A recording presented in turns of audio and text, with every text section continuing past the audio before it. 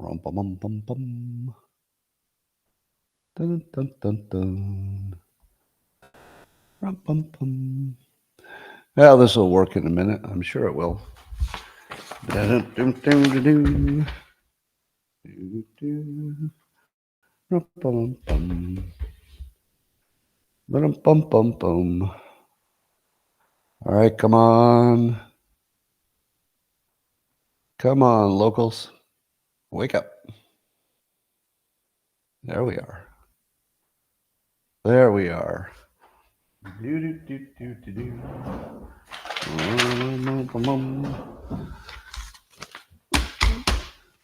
Good morning, everybody, and welcome to Coffee with Scott Adams. Probably the finest time you'll ever spend in your entire life.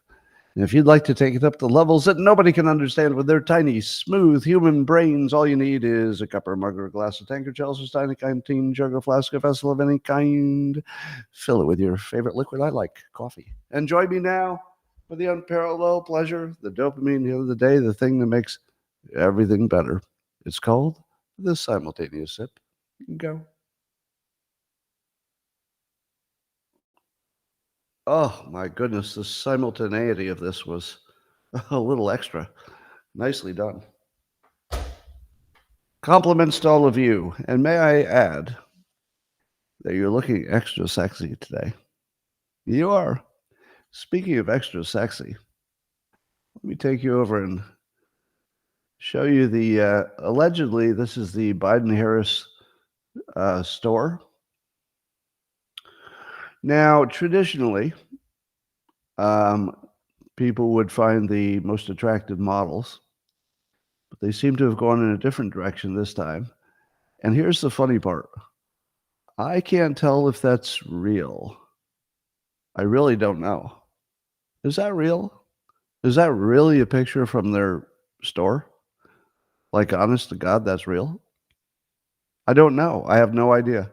That's what's fun about it, is I can't tell. It would be, I suppose I should, try to figure out. I should probably try to figure it out. Yeah, anyway, back to me.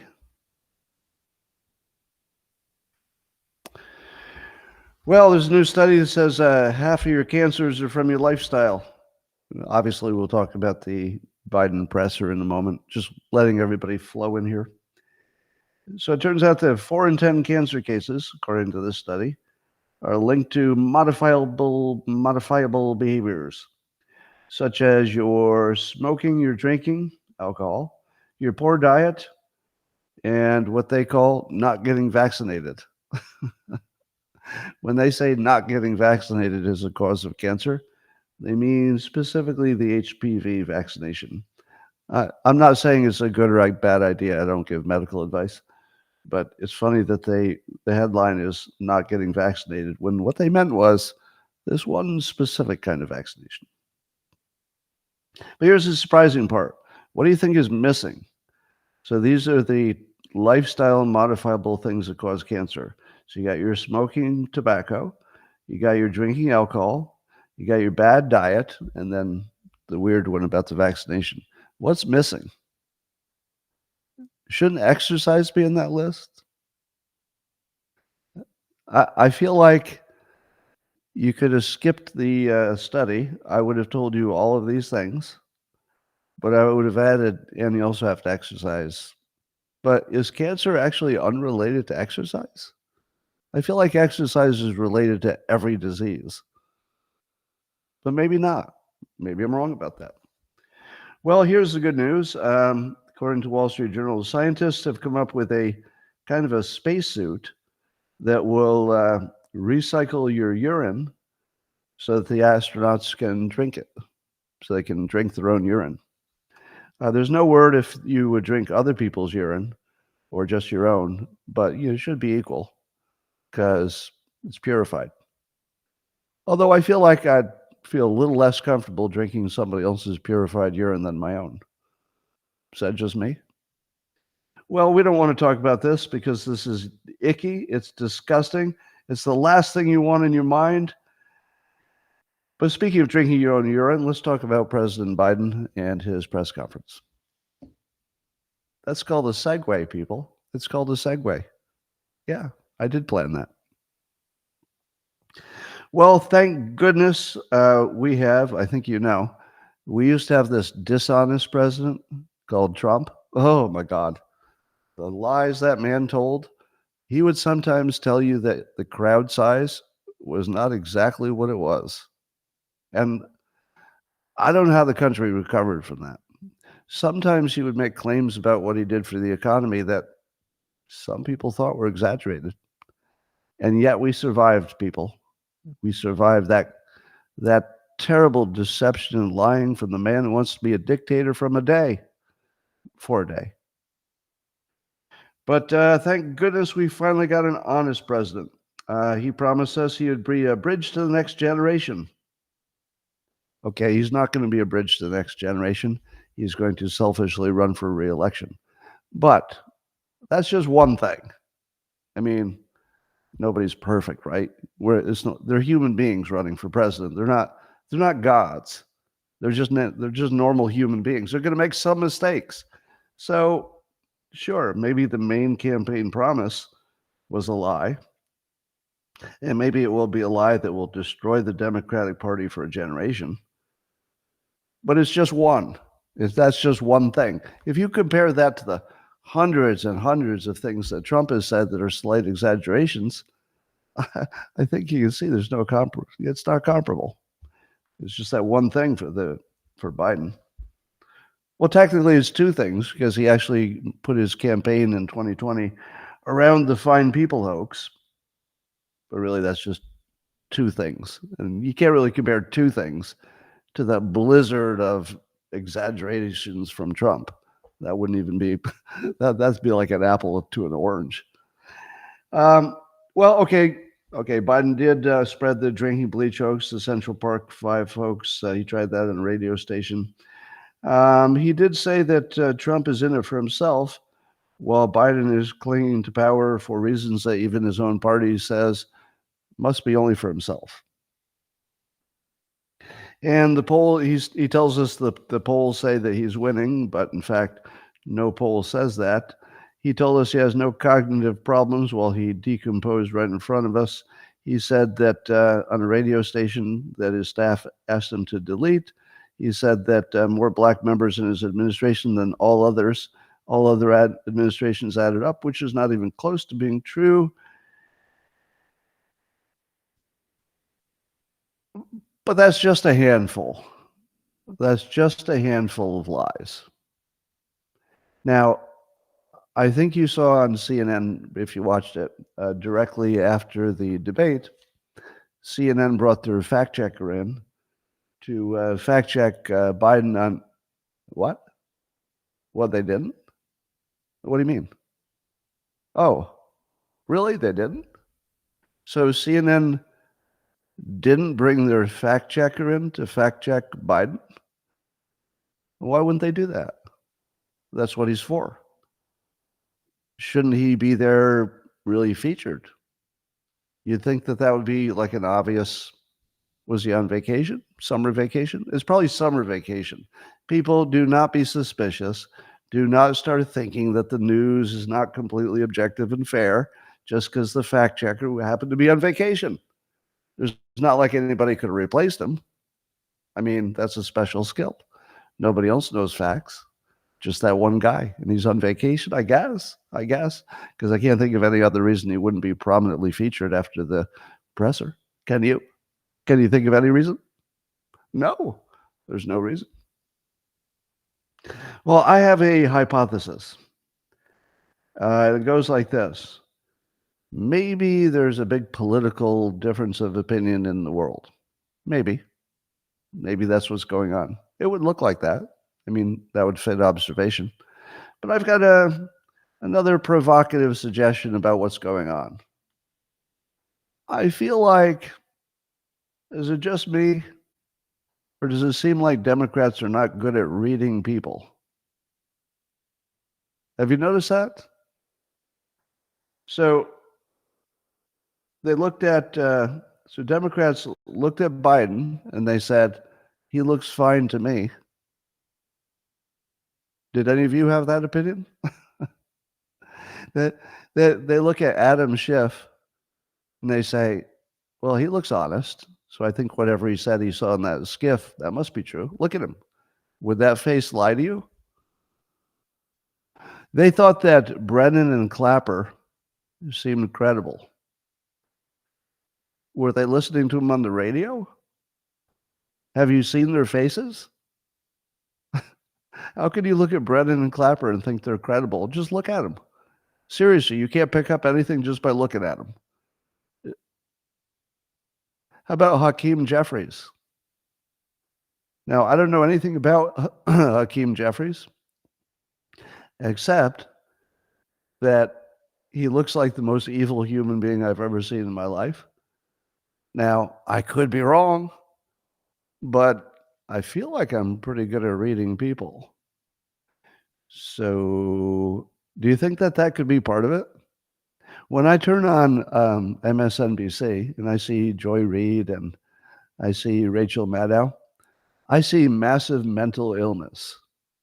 What do you see? Do Democrats turn that on and say, well, these are some smart and capable people talking to me now? Do you not? You don't see it? You're watching Rachel Maddow and Joy Reid and Joy Behar, and you're thinking to yourself, oh, they look okay. Punchy De Niro comes on TV, talks about Trump. Do you say to yourself, I'm with that guy because he's so normal and sane? Does that really happen? So, quite seriously, I ask this question. How much of our problem is from people who can't read other people? If you look at Trump and you can't tell that he's got a twinkle in his eye and that he's just bullshitting you when he's lying and he's just a salesman, if you can't tell that that's all he's doing and it looks to you like he's become a dictator, you might not be good at reading people. You might be really, really bad at reading people. If you take what Trump says as literal truths, like he wants to be a dictator for a day, you're really bad at reading people. Really bad. All right. I saw a poll from ABC, Washington Post, Ipsos, and it showed that 31% of the Biden supporters aren't so much Biden supporters. They are people who mainly dislike Trump. So they would support Biden because they mainly dislike Trump. I have a hypothesis about that group. If you could isolate just the group who doesn't really love Biden, but they dislike Trump a lot, I think that they would believe every hoax. Would you take the other side of that bet? I'll bet that if you said, all right, if your main thing is you hate Trump, can you give me 3 reasons why? I'll bet you the 3 reasons would be 3 hoaxes. I'll bet, and you wouldn't want to take that bet. I almost guarantee that group is just completely brainwashed. And what that gives you is the ability to determine how powerful brainwashing is. It kind of stands out. And I would say that maybe a third of Democrats can be literally just their brains just erased and replaced with whatever the mainstream media wanted them to think. Some of them just prefer Democrat policies, and that's it. They would be normal people, maybe with a little bias from their media, but they're not completely erased. There's 31% of Democrats, or at least people who are going to support Biden, their brains have been erased and just replaced with the opinion of the mainstream media. You can see it in the poll. Anyway, so Biden did his big boy presser, and I was watching it, and of course, I was just blown away by how gone he is, and it was obvious that he could not be the president for 4 years, and to me, it just reinforced everything I saw in the debate. And at the same time, it was about 90 minutes late. He might have been a little worried because his friendly press on CNN and MSNBC were saying that if he got one word wrong, it would end his presidency and his legacy, and his family would never make money again. One word. Yep. You get one word wrong, we're going to take you out. How would you like to go for a speech when you're not all there and you know that the media said, if you have one word wrong, your entire legacy will be erased? A little bit of pressure. But he went out there, and first thing he did is he called his vice president Trump. That's right. He confused his own vice president with his opponent, at least the words he confused. And then he had some mumbling and confusion, and he did his anyway thing when he can't answer a question. Yeah, anyway. And what did the Democrat supporters say when they saw his halting and terrible performance? Well, over on MSNBC, they concluded that he looks just fine. Yeah, he's just fine, but way better than Trump. He's just fine. CNN, a little bit more mixed,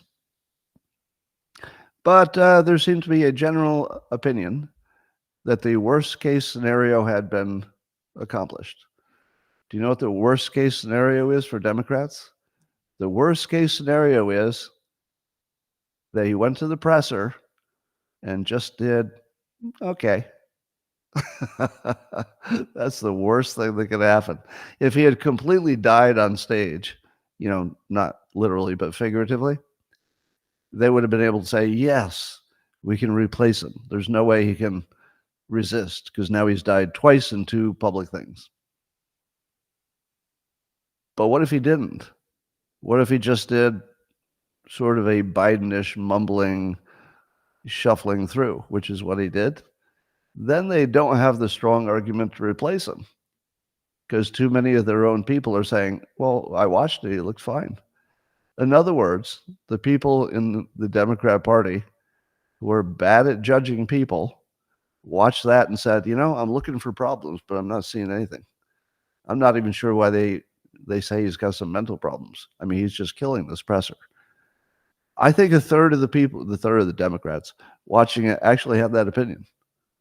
That, oh my God, he's looking strong. And then the CNN did a focus group right after. It was 6 women who all looked batshit crazy to me, who said, yeah, you did a good job. Good job there. Now, I looked at those women and I said to myself, there's something wrong with that group of people. You can tell by just looking at them. There's something wrong with them.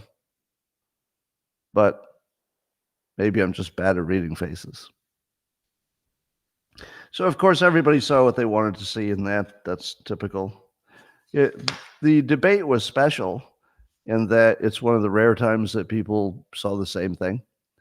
But it didn't take long for cognitive dissonance to set in and self-interest until we went back to 2 different worlds where one of them is obviously accurate, that Biden's gone, and the other one is just cruising along like, I don't see a problem. We picked him. He's great. Better than that monster Trump. So that was a perfect situation for Trump. The best thing that could have happened is Biden would just do okay. And that's what happened. All right. Biden was, of course, asked about Vice President Harris and, if she's ready to take over. And he praised her with a double negative. Because he's got this balance. He's got to say that he made a good choice for his vice president, of course, but he can't say he made a great choice.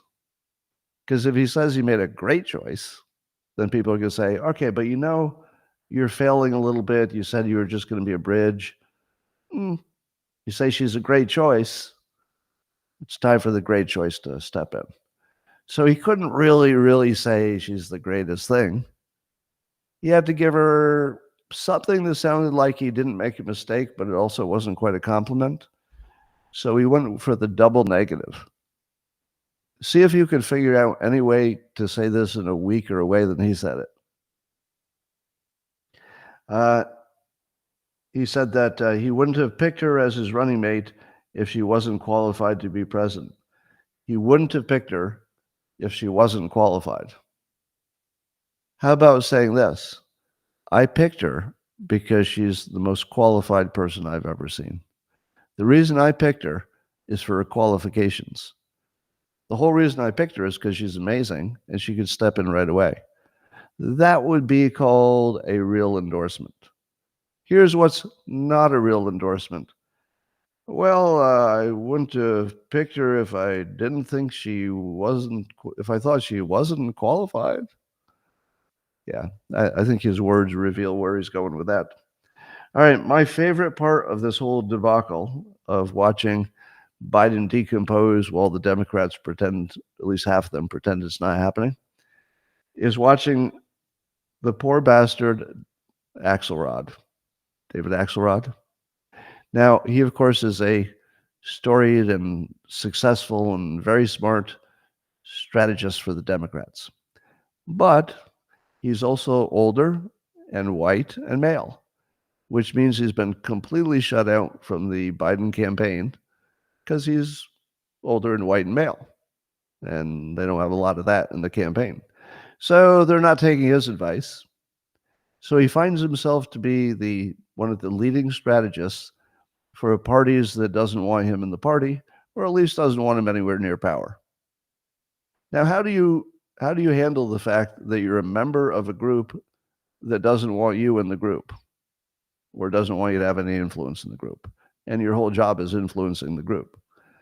Well, Axelrod has apparently decided that he'll go on TV as often as possible and just stick a shiv into the Biden campaign without making a big deal about it being a DEI problem. Obviously, it's a DEI problem, which is deliciously ironic and awesome because it's happening right in front of us. And I love the fact that the press won't say it. The Biden campaign is failing because of DEI. There's no question about that.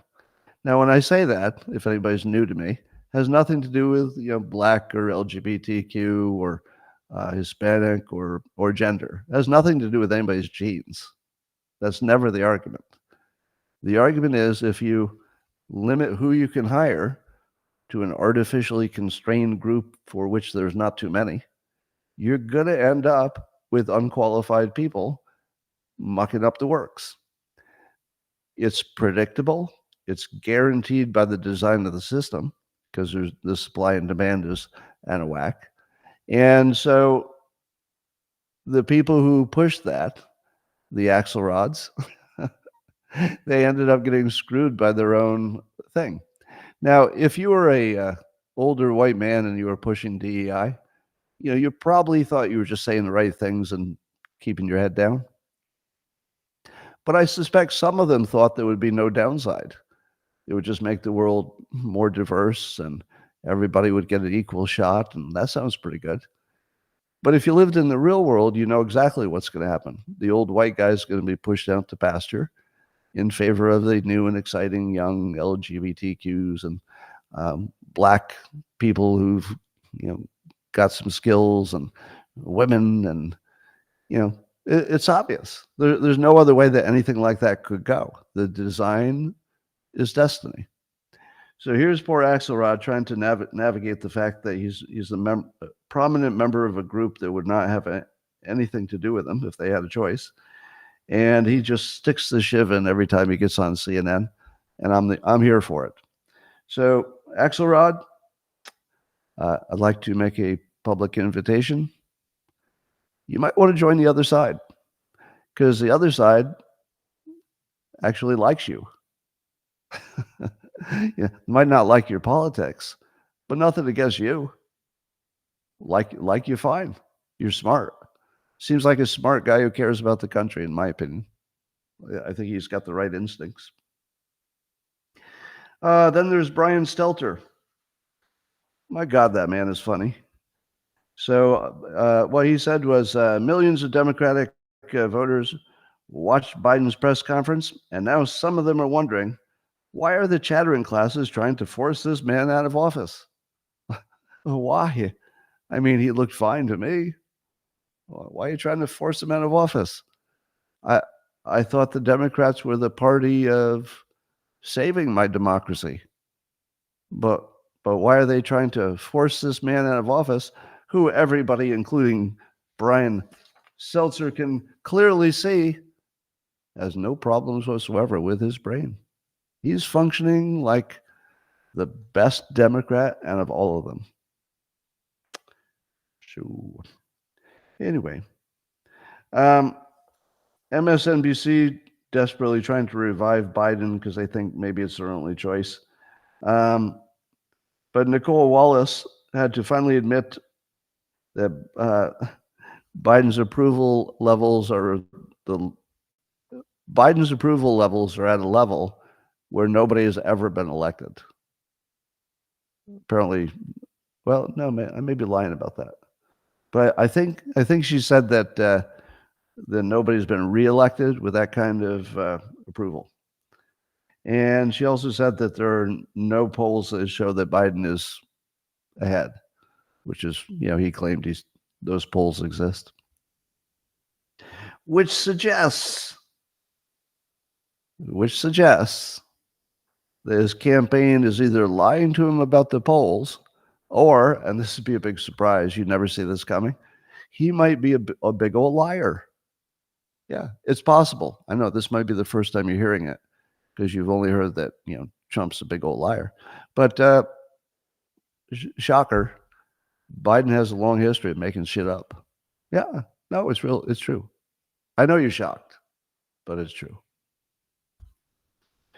So a lot of MSNBC viewers watched that presser, and like Brian Stelter, they thought to themselves, he looks perfectly functional to me. I don't even see what the problem is. This is embarrassing. CNN has a scoop here. I think it's a scoop that radio station that Biden did a friendly interview with, the one where I think it's the same one where he gave them the answer or gave them the questions to ask in advance. Well, apparently even then there were two things that Biden said that were so embarrassing. The campaign called the radio station and asked them to edit those out. And they did. Okay. Two separate stories in one. Story number one, two of his answers were so embarrassing that the campaign asked them to delete them. That's a big story. The bigger story is that the radio station just did it. They deleted them. The next biggest story, CNN busted them. So I'm going to say again, I don't think CNN has quite found their footing as some kind of a real news entity, but they are definitely hitting both sides now, right? You could no longer say, oh, they only say good things about the Democrats. That's not happening. Now, some of this might be related to they know they got to get Biden out of there to have any chance of beating Trump. So you can't quite know if CNN's trying to play it straight or they're just in a weird situation where the Democrats are running the worst candidate in the world. But the two things that they deleted were Biden made the claim that he had more black people in his administration than all other prior administrations put together. And that would be not close to true. And he also said something about the Central Park Five and wasn't sure if somebody called for hanging them or not. No, nobody called for hanging the Central Park Five. And by the way, that was the first famous Trump hoax. Those of you who have only heard the version of the Central Park Five story from the press heard it this way.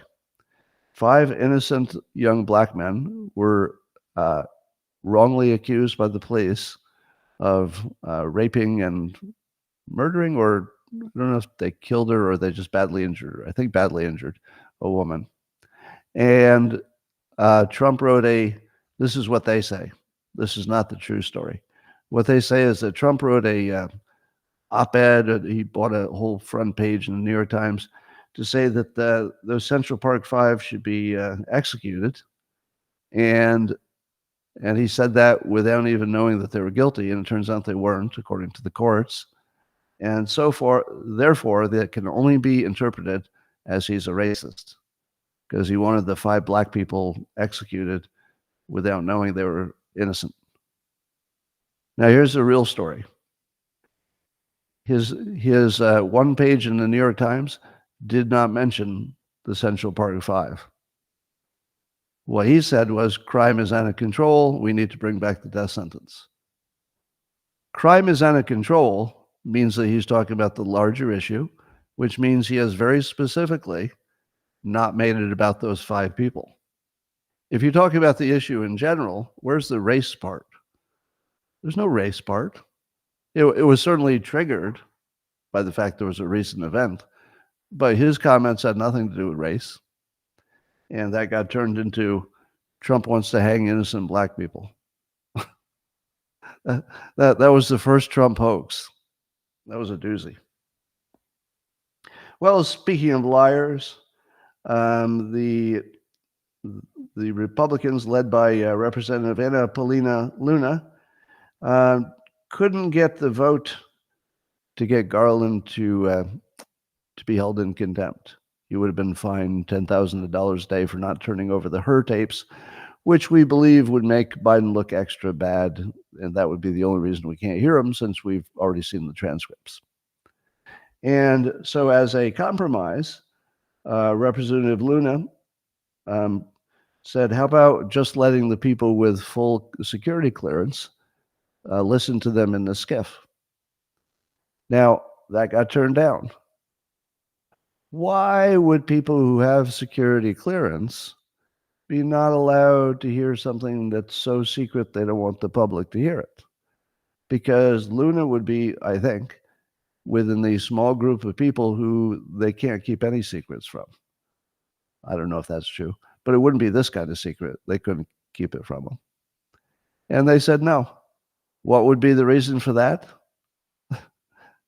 Well, they might say it's so you don't lie about it, but the real reason is it's really bad. It's really bad. And if it is really bad, it would certainly suggest that his entire staff knew about it the whole time, which we all know is true.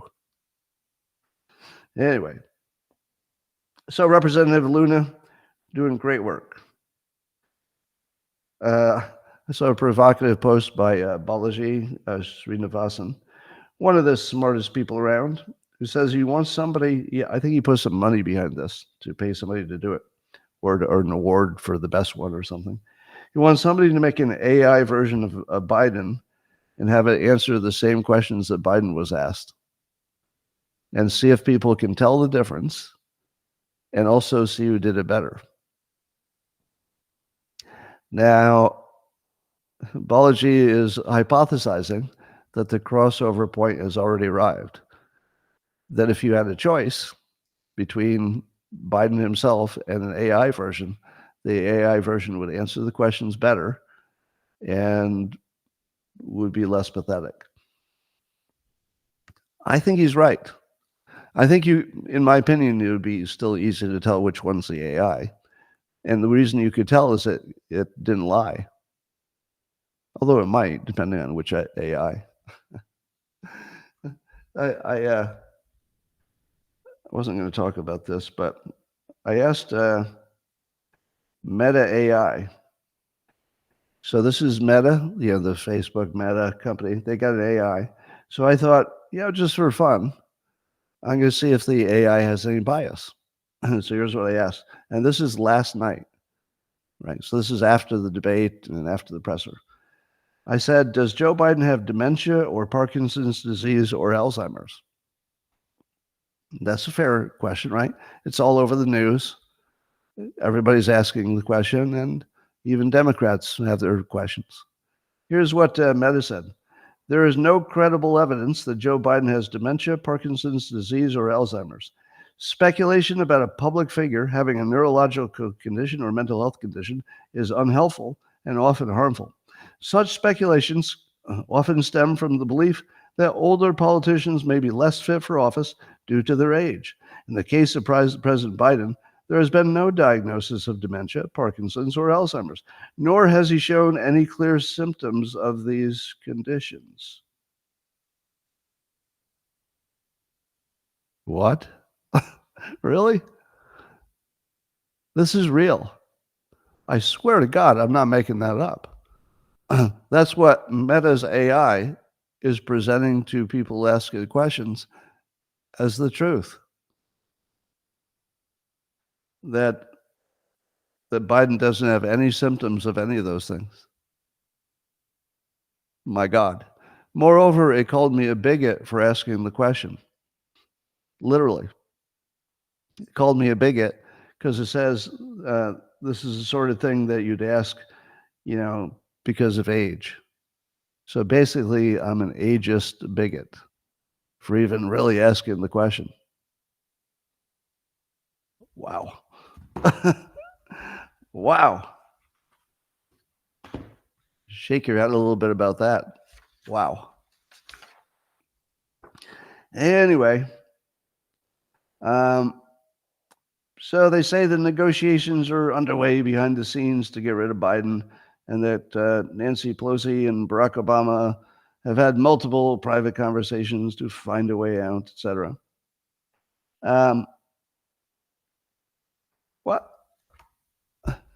What do you think is happening? What do you think is the real story? Honestly, I think the story is money, and I think we're going to find out that Hunter was brought in to negotiate a severance package, and that Joe is going to stay in there until he gets the severance package he wants. And what that would look like is some kind of massive investment, probably in some Hunter Biden entity. And suddenly some billionaire will say, you know what? That Hunter has some good business acumen. I think I'll put $500 million into his company. He could take out $100 million and share it with the family. And maybe the business won't do so well, but I had a few billion extra anyway. I think that's what they're going to do. There's so many ways to bribe a politician that isn't technically a bribe. They must be putting together a bribery package. They have to be. If they're not really trying. If the only thing that Biden and if the only thing that Obama and Pelosi are doing is trying to talk him out of it for the good of the country, that's not going to work. Obviously, that's not going to work. So it must be monetary. Or they might be saying stuff like, we're not going to protect you from prosecution because you did some stuff. We know some things. So I think the other thing that's happening behind the curtain, almost certainly, is there's a blackmail standoff. Because remember, Biden knows, even though he's losing his mind, he knows where all the bodies are buried. Biden knows the corruption of the government over 50 years. He knows every bad thing that Barack Obama did. So imagine that conversation. Barack Obama says, Joe, we've been kind of protecting you, the media and I, from all that Ukraine stuff. So if you don't bow out, we might stop protecting you. You might go to jail. And that's when Biden says to him, I was part of your administration. I know where you buried every body. I blackmail you. You can't blackmail me. I blackmail you. And then Nancy Pelosi gets in. She goes, well, all right, well, I blackmail you then. I know things you did. And then Joe looks at her and goes, I know 10 things you did. You think you could win that? And then Nancy says, oh, good point. I think it's a blackmail standoff. And the only way a blackmail standoff will get settled is a large transfer of money, which of course they would have to do after he's out of office, but they, presumably would have it all lined up for them. Well, we know more information about the Biden White House censorship regime. There's a new 800-page report about all the ways that the Biden and the Democrats suppressed free speech. And it features internal emails from Zuckerberg, Amazon, and YouTube, in which is all laid out very clearly that the government said it wanted them to censor things that were messages it didn't like. Many of those things were true facts, such as the likely origin of the COVID. Basic stuff. Just basic stuff, like was the Wuhan lab involved? Did it come from China? Real basic stuff. that we consider truth today. And sure enough, the Republicans were, or not, I'm sorry, the Democrats had this whole entity to suppress it. But what happens if they were not successful going directly to the platforms? Let's say Elon Musk buys Twitter, turns it into X, and then stops listening to Democrats. So now they can't control the narrative. What are they going to do? Well, turns out what they do is they work with European countries and non-government entities. And then the European countries say, X, you can't operate in Europe unless you tell the truth, which is basically our lies. So you have to say things that we say are true, or you can't operate in Europe. Now, do you think Elon Musk can ever agree to that? No. And so they'll find a way to basically put X out of business because they can't censor it and control its speech directly, but they can put it out of business by working with their international countries, the other countries that are allies, and have the allies do it. Because if X loses everything except the United States, that's going to be hard to make cash flow. You're going to have a little bit of trouble meeting the payroll. By the way, Twitter or X has put up their entire building in San Francisco for sublet, meaning that Musk does not plan to have his X staff remain in San Francisco in that building. So that decision is apparently made. That doesn't mean they're moving out of California or out of San Francisco, but I'd be amazed if he doesn't. It looks like it's part of a plan to move to states that feel safer. Well, Mike Benz is reporting on this Democrats controlling free speech and censoring. Now, I would ask you this. Where are the examples of Republicans trying to suppress free speech? Has anybody ever seen that? I don't recall ever seeing it. I think there were some just random examples of the Trump administration trying to suppress some insults to Trump that weren't even really about factual stuff. It was just some kind of general insults. So I don't even take that seriously because the platforms didn't take it seriously either. So why is it that it's only happening on the Democrat side and not happening on the Republican side in any similar extent? Is it because Democrats are big liars? Is it because they don't like the First Amendment? I think that my hypothesis is simpler than that. The entire Democrat machine is built on hoaxes. They have a hoax mesh network. The only way that thing stays together is if all the social media and all the media that their people look at say the same damn things.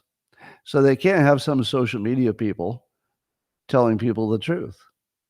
None of their policies make sense on paper, so they can't have people discussing them honestly. And I mean that. Now, and that's separate from saying you prefer other policies. In some cases, I might just prefer other policies, but that's not what I'm talking about. I'm talking about things that on paper don't make any sense. Take DEI, for example. How do you defend DEI? It's literally unconstitutional because it's racist.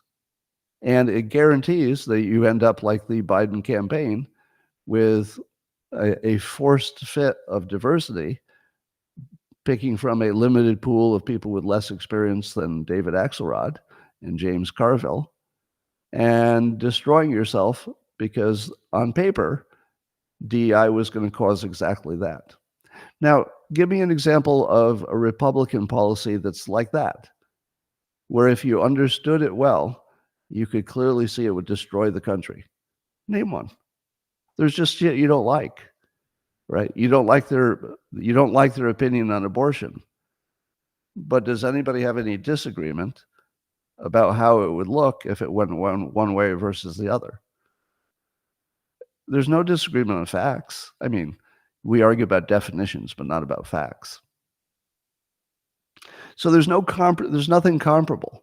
The reason the Republicans are not trying to suppress free speech is they don't have a reason.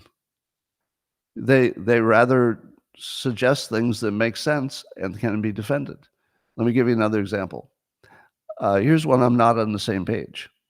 I'm not even on this page. So they'll say the family unit's been successful and great. We should encourage more family stuff. I think that's overstated because I think the family arrangement is going to work for 25% of the population, but for a variety of reasons I don't need to get into, probably doesn't work for 75%. But there's nothing crazy about it. You can talk about every part of that.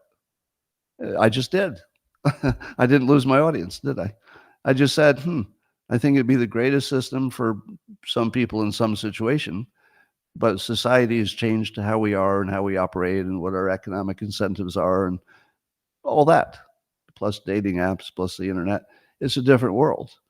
So I simply state, yeah, I think, you got a good point about that family unit being the best, but not for everybody. Maybe everybody else needs some other better system. Now, you tell me any Republican that would want to suppress what I just said. None. It totally disagrees with their preferred point of view that the family should be the primary unit. Not a single person would argue with that, though. Or, no, not a single person would argue with whether I should be able to say that and be heard. Because they feel their argument is strong. And therefore, they just put it out into the marketplace of ideas, and they say, our idea is strong. Look at it go. We don't need to hide anything. And I think every example looks like that. Take Ukraine. Well, Ukraine has some bipartisan support, so that's a bad example. But it's a little hard to defend, honestly. Although I would say there's not a lot of, I don't think there's been much censorship on Ukraine, so I think I'll take that back. I think Ukraine actually is honestly discussed in the press. The two sides have a different, emphasis, but I think that one is the closest to being honestly discussed. I don't know. Anyway, if you look at the hoaxocracy, Democrats obviously need to suppress free speech, or you can't keep the hoax mesh network running. Meanwhile, Trump and his lawyers are trying to reverse that Stormy Daniels case that turned him into a potential felon, but he's not one yet because the verdict has not been registered by the judge or however they do that. So there's still time to appeal. And the argument is this, that the Supreme Court's recent immunity decision that a president is immune from most, but not all, acts of official business when it crosses the legal boundary. There's still some immunity there. And so part of that is that you can't use evidence that comes from the official time the person's in office, meaning that if you're going to charge them for something out of office, you're not allowed to use even evidence of something that happened while he was in office. Now, I think that there may be some nuance to that could get challenged, but the lawyers are using it to go back to Judge Merchan and say, you got to throw out the verdict because you used evidence that came about when Trump was in office. Now, here's the fun part. How can the judge know whether the jury was influenced by just that part of the evidence? Because nobody is claiming that just the small bit of evidence that came from Trump's time in office, I don't think anybody's claiming it was, the smoking gun per se. It was just extra. So does the judge use his own judgment and read the minds of the jury, which would be absurd? How could you possibly read the minds? I'm not an X? Oh, interesting. Why is that? Huh. Looks like there's some kind of problem. Somebody says locals is not working. Is that true? Because I'm seeing the comments come through on locals and nobody's complaining. They're only complaining about X. All right, I'll look into that. Let me just finish the point. So the lawyers or put the judge in a bad situation, because the judge would either have to read the minds of the jury or use his own legal judgment to say those pieces of evidence weren't important, so it couldn't have influenced them. Can you really do that?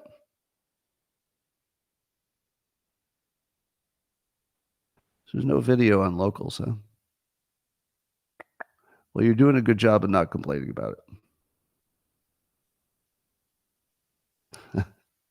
Yeah, see, this is why you shouldn't tell me. Just stop the whole show. I try to train you, but all right. Huh. Well, moving on. My guess is that Judge Merchan will reject that request, and not because there's a good legal reason for it. So some people are saying that X isn't working, and some people say they went from locals to X because it's working. Well, now I got to check. Let me just check to see if X has my feed, if I can see it myself. We'll tell you in a moment. There I am. Yeah, the feed is working fine on X. So what's really bad is when you lie to me. It's bad enough when you tell me it's not working. But when you tell me it's not working when it is working, that's really bad. Yeah, that's pretty messed up. I don't know if that was just a troll who did that, but that's messed up. All right. Let's talk about Project 2025. So that seems to be the preferred half hoax of the Democrats for this season. They always have like a major hoax and then some minor hoaxes. So I think the major hoax might be Trump's going to steal your democracy, but that's not working out because Biden's stealing your democracy. So I think they're going to put more emphasis on, I'll call it the half hoax. So Project 2025 is a real thing, and it's made by real people who support Trump. So at least that much is real. It is not real that Trump authorized it or knows exactly what's in it or would support everything in it. So it's a half hoax. So if the Democrats say, hey, the real plan is in this document, even if he says not, that's a pretty strong persuasion play. Because you know what? Imagine this the other way around. Imagine the other way around. All right, good.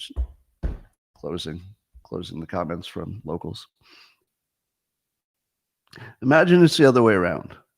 And imagine Democrats had a big old document created by people who were definitely Biden supporters. And that big old document said a whole bunch of things that you were really scared of. Do you think you would be okay with Biden saying, oh, no, that's just my supporters? You wouldn't. So it's only a half hoax. It's a bad situation, and I do believe that Trump does not embrace the more controversial things in the document. But the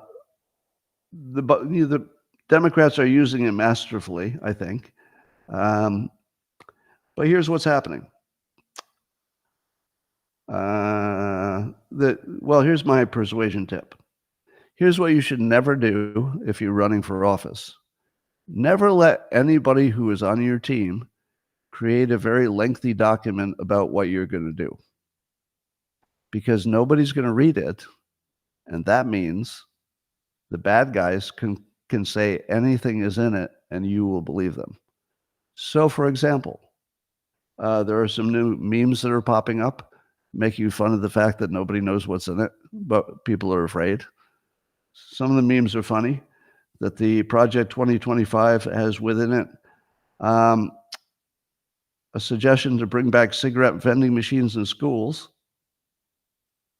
I suggested that maybe Project 2025 has a clause in it that is recommending that we bring back shoulder massages at work. Don't you remember those creepy shoulder massages at work? Totally not allowed today. But I think Project 2025 wants to bring them back. How about flight attendants will be called stewardesses? They must be female and weigh less than 110 pounds. And the men who have been flight attendants, they'll get a new name. They'll be called pilots. They'll be called pilots. Now, I'm just joking in case you're coming in late. If you're coming in late, no, I don't mean it. But my point is, you have no idea what's in the 2025 document. I have no idea what's in there. And guess what? I'm going to talk about it for the next several months, and I'm not going to look at it. That's what they count on.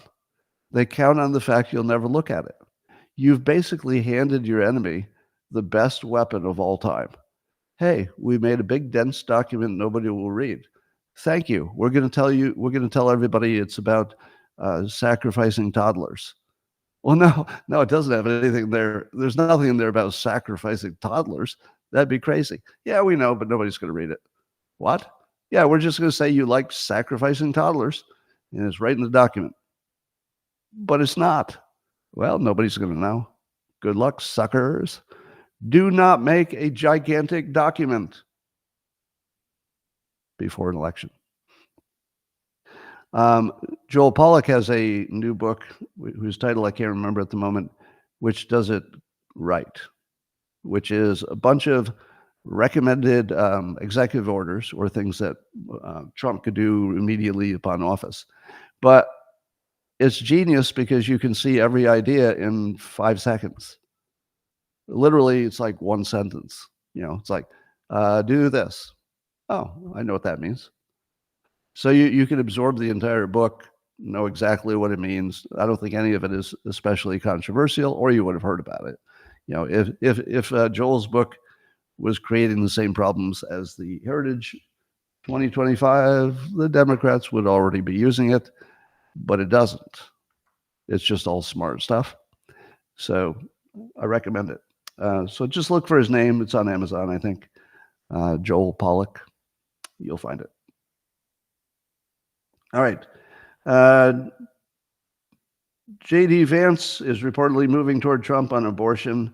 So J.D. Vance had been a no abortion anytime kind of guy, but he's softening to Trump's approach that there might be some exceptions and maybe the states can work it out and maybe that's the best place for it and maybe that abortion pill isn't so bad and, So he's still being considered as, a top pick. I saw somebody else say this, and I'm going to echo it. I think that Trump's pick for vice president will not be any of the top 5 that we're talking about. And it doesn't matter who you put in the top 5. I think it won't be any of them. And I always have to add this. There is no category of thing I'm worse at predicting than a vice presidential pick. So if I could ask you not to include this one in my permanent record, I'm just guessing like the rest of you. But I'm getting a hint that it might be somebody you just didn't see coming. Now, I don't think it's going to be Tucker Carlson, but it could be somebody as interesting as that. It could be somebody as interesting as, my God, I didn't see that coming, but that's interesting. Might be. We'll see. It's not me. Well, AT&T announced that they had a little hack. I guess hackers got in. It's just a little bit of hack. Let's see what they got. They stole records, got some records of calls and texts. Let's see, how many records did they get? They got the records of calls and texts from nearly all of AT&T's wireless customers. Oh, that's bad. So AT&T, a big tech company, got hacked and nearly all of their calls and text messages got hacked. All of them? Nearly all of them? Huh. Well, that's a pretty bad situation. But sometimes when you see bad situations, aren't you glad that there's not more of it. I mean, for example, AT&T, with their big Fortune 500 cybersecurity, which is basically just, I don't think they put much attention into cybersecurity. You know, the big Fortune 500 companies whose entire multi-billion-dollar operation depends on protecting their IP and their databases and stuff. I don't think they don't really put much effort into it. You can see they got hacked. How much effort could they have been putting? Probably they don't even have a cybersecurity team. Now, unlike our election systems, the election systems are kind of by state, so they're all over the place. But luckily, even though Fortune 500 companies are vulnerable to hackers, despite all their money and resources, and you know, sometimes you think, oh, AT&T would have really good technical people, but no, they really don't care that much about cybersecurity. They just let it be wide open. Unlike our election systems, which have never been hacked in any meaningful way, they are perfectly secure. And although they're managed by different states in different ways, and although you might say, and this would be unkind of you to say this, so I mean, I'm disavowing you for even thinking it, but I know what you're thinking. You're thinking to me, well, Scott, if I were a cybersecurity expert and I could work at a Fortune 500 company with all those benefits and pay, would I ever choose instead to work for the local election officials? Because that feels like a low-paid job with low status and not much room for advancement compared to a corporate job. So there's part of me that thinks that on paper, the election security people would be the weakest technology people, and the Fortune 500 companies, let's say a phone company, would be among the very best in security, you would think, wouldn't you? Well, of course, I'm being sarcastic. You know that. AT&T, I guarantee, has one of the best cybersecurity departments in the world. And they got hacked. How badly? Really badly. But thank God our government told us that the elections are secure and we don't have to worry about them. Meanwhile, the Gateway Pundit is reporting that several experts just gave some testimony about the Georgia's 2020 election. What do those several experts say? Well, a few problems with the votes. Just a few. When I say a few, I mean only a million. Only a million votes are questionable. No, that's not bad. It's only a million votes. Why are they questionable? Let's see. About 18,000 had no ballot images. About 21,000 had no source tabulator. 3,000 were double counted ballots. 17,000 unsourced ballots. Unsourced. My God. Yeah. So that was from the Center for Technology and Civic Life. Funded. All right. Anyway, so Joe Hoft is reporting that in the Gateway Pundit. Well, there was the SAVE Act that failed.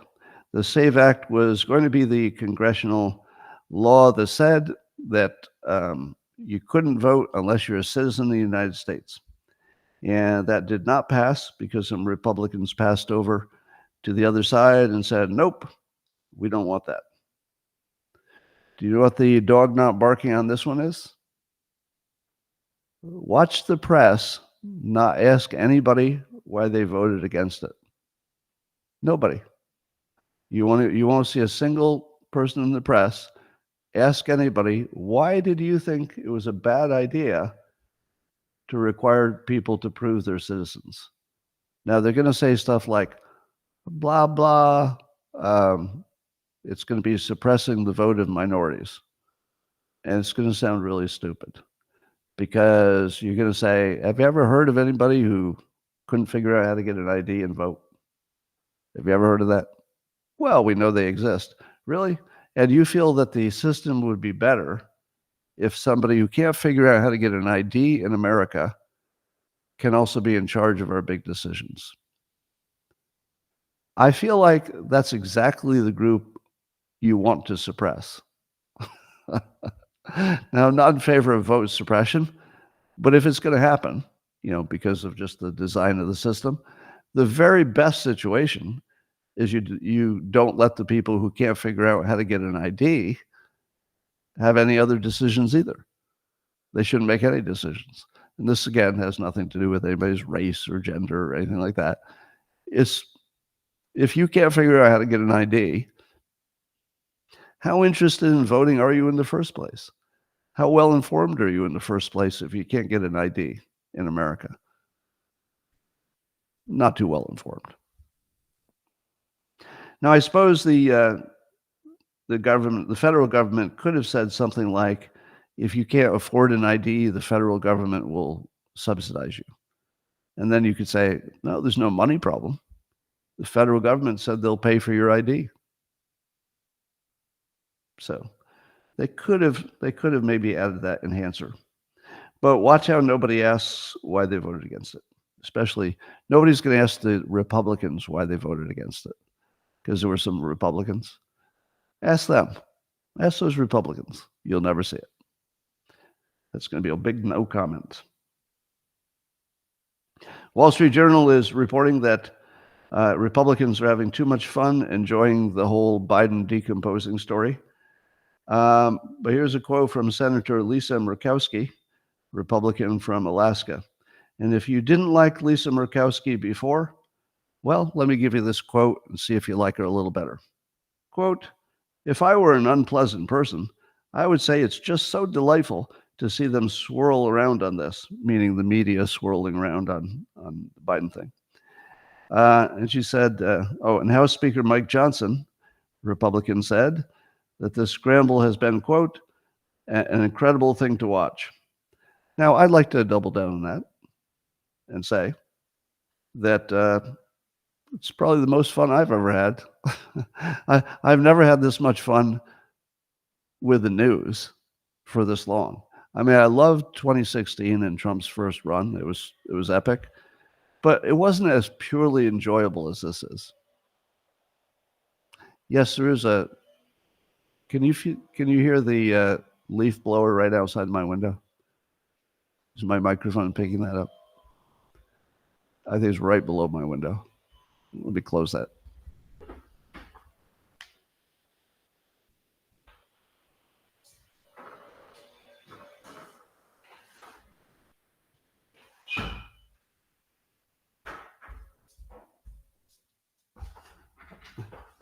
So I have the same landscaper, gardener guy as the neighbor across the street.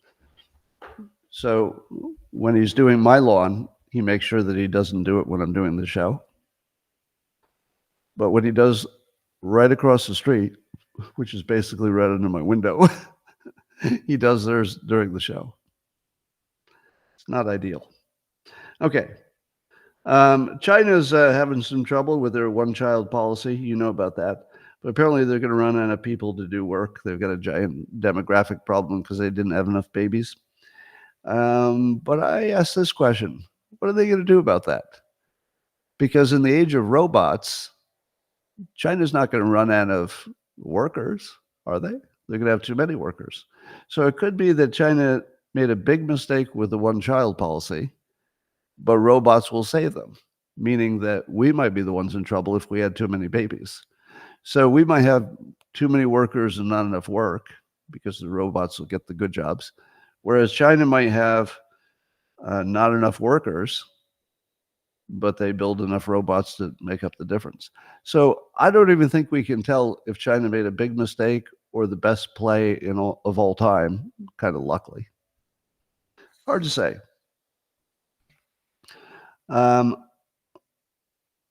Tucker Carlson and Catherine Herridge were talking on Tucker's show, I guess. And one of the things that I guess this was Catherine said that I disagree with completely. Let's see if you agree. Quote, the entire political conversation in the United States plays out on X, period. It does not take place on any TV channel or in any newspaper. I think it's exciting, too, actually, to see it a little bit unleashed. It's not always pleasant. It's not always easy. but it's unleashed and evolving and engaging, and it's bringing in different points of view. And I think that's what civil discourse is all about. What? I don't see anything like that. X is way more siloed than it used to be. Well, under Twitter, I was continuously interacting with Democrats, angry Democrats, but now I wonder if they were all fake. I'm starting to wonder if any of them were real, because X is better at getting rid of bots. So if you get rid of the bots, I have absolutely no contact with any Democrat. I have 1.1 million followers and no Democrat reaction except paid trolls, and I'll tell you in a minute how to spot them, and Michael Ian Black. The reason I keep mentioning Michael and the fact that it was worth having a conversation with him on a live stream, and he continues to interact with a lot of Republicans. The reason that it is so interesting is because it's rare to have an actual Democrat who is willing to mix it up and actually engage, and he's showing his sources, he's asking the right questions and stuff. And you could disagree with him. That's fine. But I don't see anybody else doing it. Who else is even trying? I could not be more in disagreement, but this is based on my own experience. I have, as far as I can tell, zero impact outside of my own audience, which is all Trump supporters, basically. Is Scott having a Biden moment? What are they calling it? Trump's Project 2025. So they're going to call it Trump's Project 2025. Eric Swalwell. Oh, Eric. Yeah. Can anybody else confirm, if you use X, that it doesn't come close to giving you both arguments? Now, let me tell you how to spot the professionals. I suspected this was true, but the news has now confirmed that the trolls that I get, and I imagine this is true for anybody who's got a big account on X, the trolls that I get are only designed to make me not want to use social media. Now, I told you that before it was in the news, because you could tell by the pattern. I would look at the pattern and I'd say, that doesn't even look like a political opinion that disagrees. That looks like somebody whose only intention is to make my day worse. And let me tell you how you spot them. Number one, they're always anonymous, of course. So they're anonymous accounts. They have very few followers and followed. That's always a tell. But here's the big one. They hate me. You can tell by the comments. But they follow me. That's unheard of. There are no Democrats who follow me and hate me. That's only a paid troll. The reason they follow me is so that they can be first. They get an alert, and they can be first to comment. So the other tell is that they're always first in the comment thing, because they're paid. Everybody else will read something, maybe I'll compose a little, reply. And maybe it takes them 60 seconds. The trolls don't take 60 seconds because they're clearly picking from a script. And they have a script about me. And it's very clear that they're all reading the same script. Because when they come after me, it doesn't matter what my opinion is. They make fun of Dilbert being canceled, or one of my marriages, or my stepson dying of fentanyl. That's it. So they don't even address the comment, which would take more than a minute.